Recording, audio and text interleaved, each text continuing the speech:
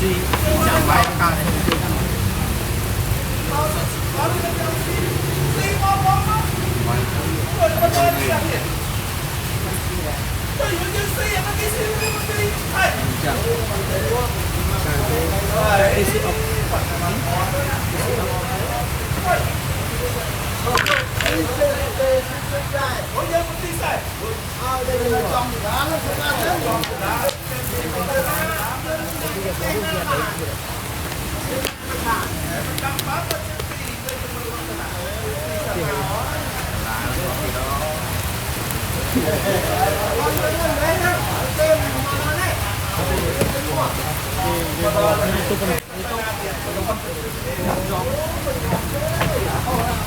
có mà có rồi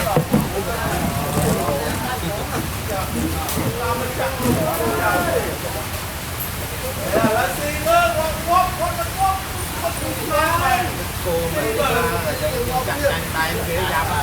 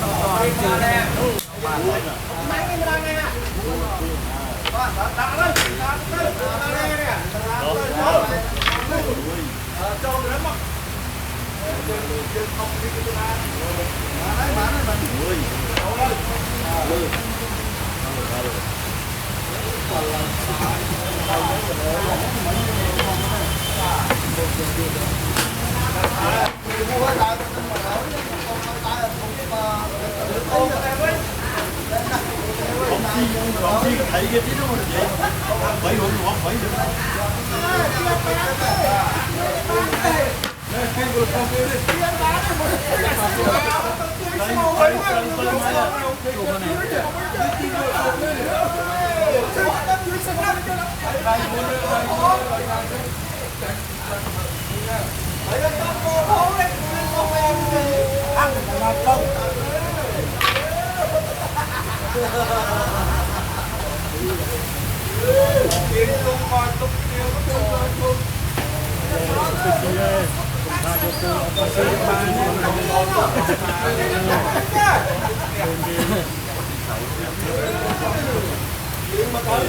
Dia sedang je si teknik mana dia?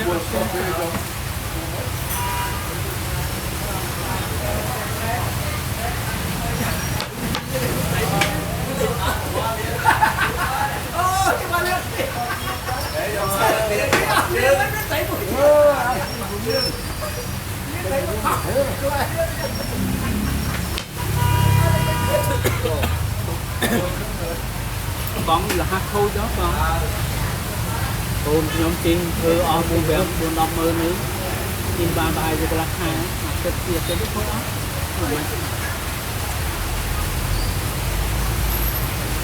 Ngầu này chặt vàng thằng kia học môi cho nó đâu đây đâu khổ thôi khổ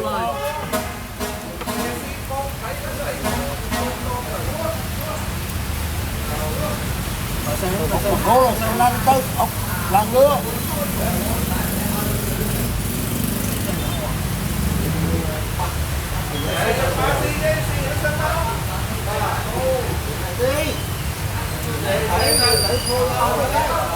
cho không bị mục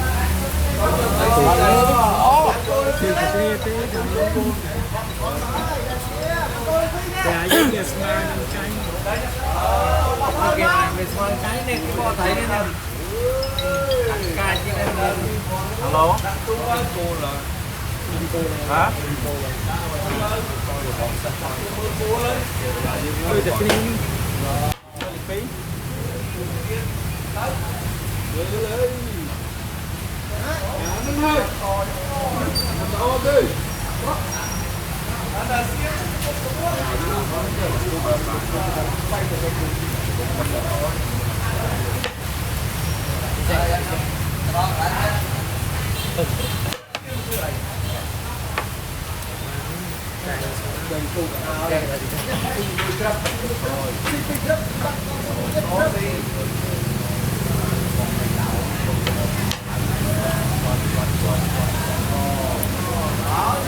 Cái mà tới bình nó chanh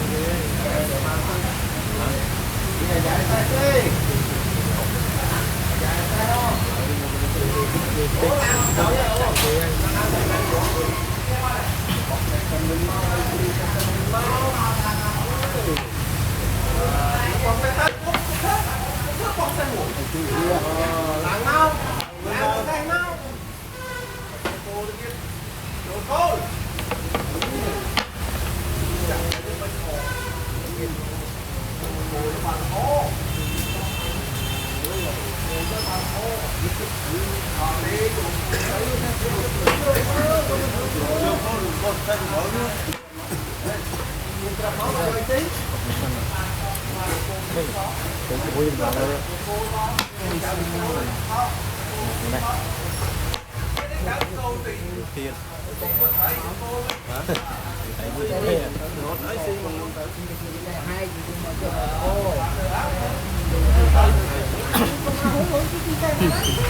tốt hay không?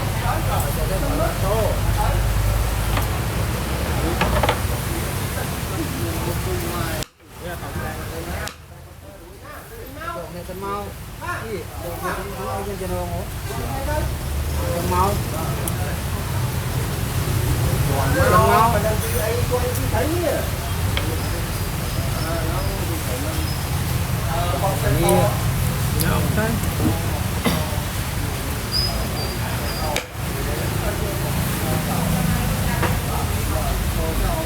ốc muối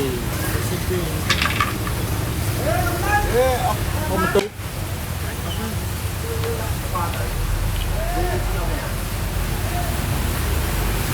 muối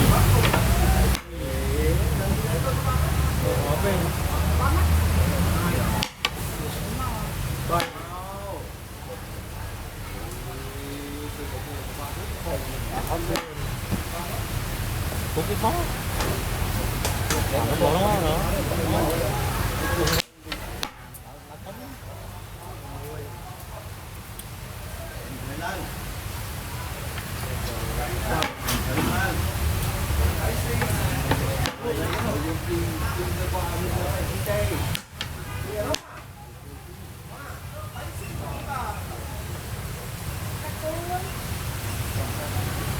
mùi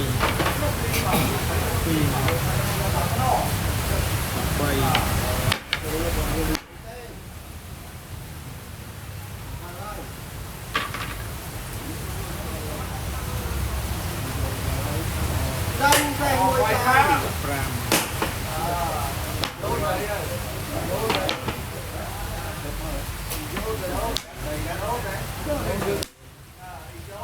lo ai bài gặp tình huống tôi đó tình huống tôi đó rồi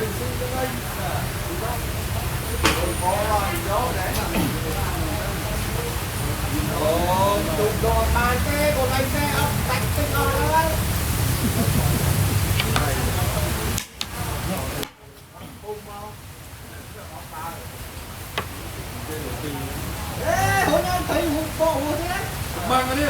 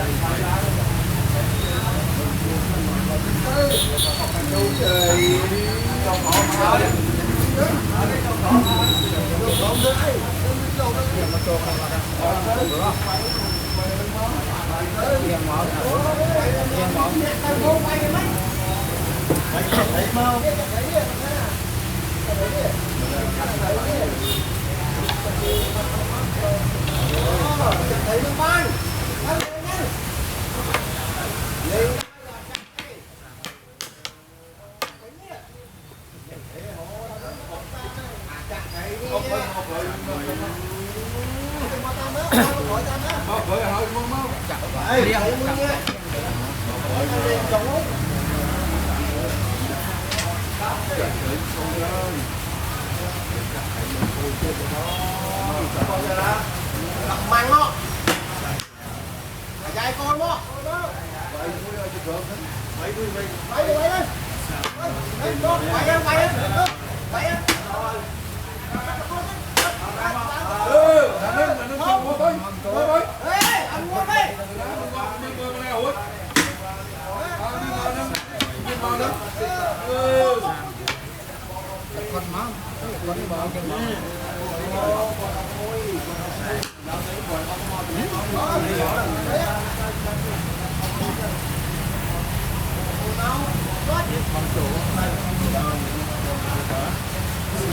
Bên này chứ Bộ quên.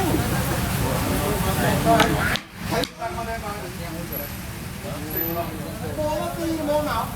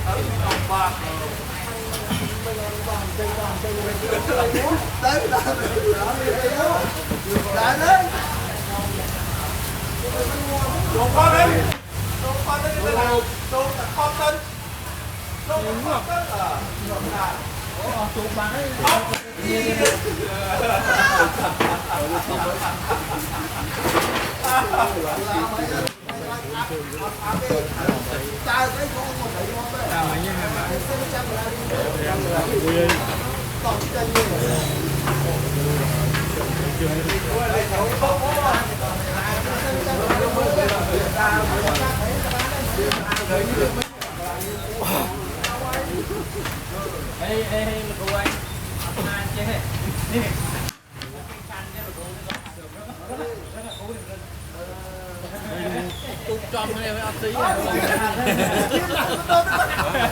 chom là chung cái thang mới nhỉ ra cái thang nó phải thế là đứng đây ở đấy thằng này bột đó tùng đúng không chưa như thế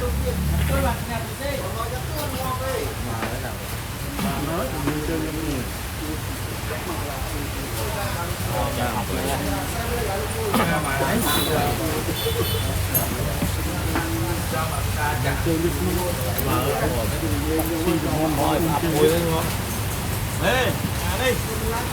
Đây vậy. Ngồi quay vậy đi.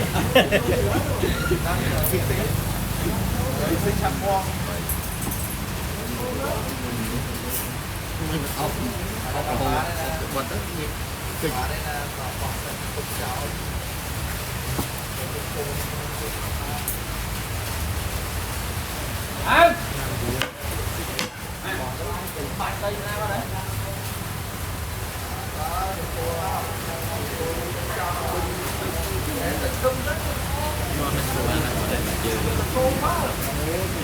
Cô đi, cô có xì rồi mà. Hỏi cho cô đâu.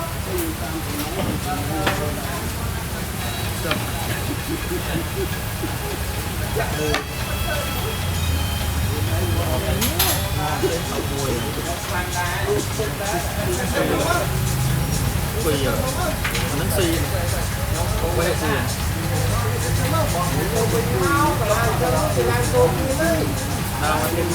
quay buồn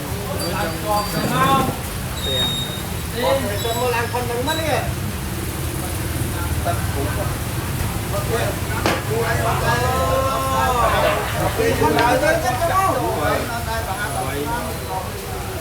Con đang thôi.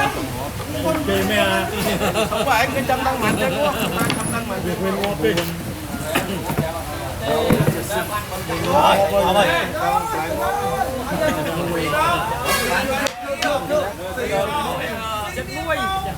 Ớt thẳng thế tính không?